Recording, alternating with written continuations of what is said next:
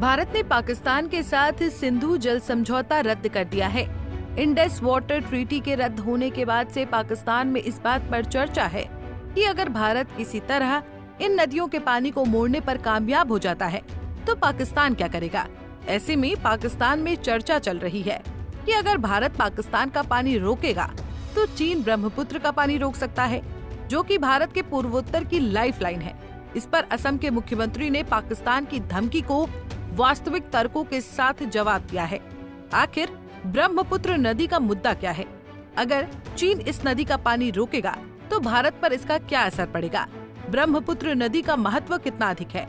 दरअसल भारत पाकिस्तान के बीच सिंधु जल समझौता रद्द होने के बाद से पाकिस्तान में बौखलाहट है। ऐसे में पाकिस्तान सोच रहा है कि उसके पानी को अगर भारत रोकता है तो चीन भारत का पानी पूर्वी राज्यों में रोक सकता है। लेकिन अब असम के मुख्यमंत्री हेमंता बिस्वा शर्मा ने इस पर एक्स पोस्ट पर ब्रह्मपुत्र नदी और पाकिस्तान की धमकी की पोल खोलकर रख दी है। आइए समझते हैं हेमंता बिस्वा शर्मा ने अपने पोस्ट में क्या कहा। हेमंता बिस्वा शर्मा का बयान, क्या होगा अगर चीन भारत को ब्रह्मपुत्र का पानी देना बंद कर दे? पाकिस्तान के नए डराने वाले बयान का जवाब। भारत द्वारा पुरानी सिंधु जल संधि से निर्णायक रूप से अलग होने के बाद पाकिस्तान अब एक और मनगढ़ंत धमकी दे रहा है। क्या होगा अगर चीन भारत को ब्रह्मपुत्र का पानी देना बंद कर दे? आइए इस मिथक को तोड़े, डर से नहीं बल्कि तथ्यों और राष्ट्रीय स्पष्टता के साथ। ब्रह्मपुत्र एक नदी जो भारत में बढ़ती है, सिकुड़ती नहीं। ब्रह्मपुत्र के कुल प्रवाह में चीन का योगदान केवल 30 से 35% है, जो कि ज्यादातर हिमखंडों के पिघलने और सीमित तिब्बत में बारिश की वजह से है। शेष 65 से 70% भारत में उत्पन्न होता है। अरुणाचल प्रदेश, असम, नागालैंड और मेघालय में मूसलाधार मानसून वर्षा। सुबनसिरी, लोहित, कामेंग, मानस, धनसिरी, जिया, भरली, कोपिली जैसी प्रमुख सहायक नदियाँ, कृष्णई, दिगारू और कुलसी जैसी नदियों के माध्यम से खासी, गारो और जयंतिया पहाड़ों से अतिरिक्त प्रवाह।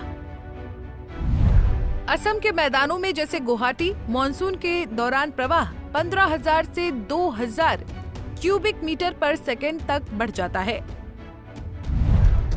ब्रह्मपुत्र ऐसी नदी नहीं है जिसका अधिकतम जल प्रवाह भारत में उत्पन्न होता है। ये एक वर्षा आधारित भारतीय नदी प्रणाली है जो भारतीय क्षेत्र में प्रवेश करने के बाद मजबूत होती है। अगर चीन जल प्रवाह को कम कर दे, ऐसा होने की संभावना नहीं है क्योंकि चीन ने कभी किसी आधिकारिक मंच पर धमकी या संकेत नहीं दिया है। लेकिन ये वास्तव में भारत को असम में वार्षिक बाढ़ को कम करने में मदद कर सकता है, जो हर साल लाखों लोगों को विस्थापित करती है और आजीविका को नष्ट करती है। इस बीच पाकिस्तान, जिसने सिंधु जल संधि के तहत 74 वर्षों तक तरजीही जल पहुंच का फायदा उठाया है, अब भारत द्वारा अपने संप्रभु अधिकारों को पुनः प्राप्त करने से घबरा रहा है। ब्रह्मपुत्र को किसी एक स्रोत द्वारा नियंत्रित नहीं किया जाता है। यह हमारी भूगोल, हमारे मानसून और हमारी सभ्यतागत लचीलापन द्वारा संचालित है। बता दें कि चीन तिब्बत में यारलुंग जंगबो यानी ब्रह्मपुत्र नदी पर दुनिया का सबसे बड़ा बांध बनने जा रहा है। ये एक जल विद्युत परियोजना है। इस परियोजना की अनुमानित लागत $137 बिलियन है, जिसका लक्ष्य सालाना 300 बिलियन किलोवाट घंटे बिजली का उत्पादन करना है। भारतीय सेना के पास नदी के ग्रेट बेंड में बांध के स्थान ने भारत और बांग्लादेश सहित तटवर्ती राज्यों के बीच चिंता पैदा कर दी है। लेकिन इस प्रोजेक्ट के बाद भी भारत पर अगर कोई प्रभाव पड़ता है तो वो पानी के बहाव के प्रभाव पर नहीं होगा। आने वाले समय में अगर चीन भारत के बीच किसी तरह का कोई युद्ध होता है तो चीन इस डैम का इस्तेमाल वाटर बम के तौर पर कर सकता है। बहरहाल पाकिस्तान के पास इस समय कोई विकल्प नहीं बचा है। भारत लंबे समय से पाकिस्तान से इस संधि को लेकर बातचीत करना चाह रहा था। पाकिस्तान जानता है कि अगर चीन उसका साथ दे तो वैश्विक स्तर पर भारत पर दबाव बनाया जा सकता है।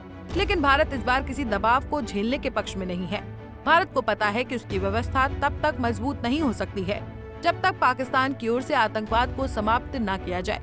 फिलहाल के लिए इस खबर में इतना ही। देश और दुनिया की बड़ी खबरों के लिए देखते रहिए पंजाब केसरी टीवी। हमसे जुड़े रहने के लिए हमारे YouTube चैनल को सब्सक्राइब करें और नई वीडियो की नोटिफिकेशन के लिए बेल आइकॉन को दबाएं।